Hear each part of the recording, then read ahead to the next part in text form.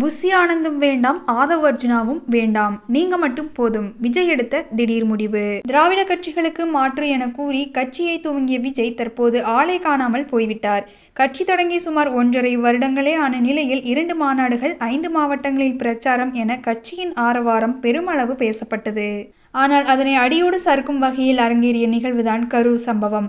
இந்த விபத்து நடந்து சுமார் 1 மாதமாகியும் தமிழக வெற்றிக் கழகத்தின் தலைவர்கள் யாரும் இதுவரை வெளியில் தலை காட்டவில்லை. துயர நேரத்தில் மக்களுடன் நிற்பவர்தான் உண்மையான தலைவர் என்று பலரும் கூறி வந்த சமயத்தில் சென்னை உயர்நீதிமன்றம் விஜய்க்கு தலைமை பண்பே இல்லை என்று கடுமையாக விமர்சித்திருந்தது. விஜய் அரசியலுக்கு புதுசு என்பதால் இந்த மாதிரியான நேரத்தில் தலைவனுடனும் மக்களுடனும் உடனிருக்க வேண்டியது கட்சியின் 2ஆம் கட்ட தலைவர்கள்தான். ஆனால் சம்பவம் நடந்து 3 நாட்கள் கழித்து விஜய் வீடியோ ஒன்றை வெளியிட்ட பிறகும் கூட பொதுச் செயலாளரோ மாவட்ட தலைவர்களோ ஒரு வார்த்தை கூட பேசவில்லை. இதனால் விஜய் தீவிர ஆலோசனையிலும் மிகுந்த வருத்தத்திலும் இருந்ததாக கூறப்படுகிறது. மேலும் கட்சியின் பொதுச் செயலாளர் புஷி ஆனந்தை பதவியிலிருந்து நீக்கி வேறு ஒருவரை நியமிக்க வேண்டும் என்று கட்சி நிர்வாகிகள் தலைமையிடம் அறிவுறுத்தி வந்தனர்.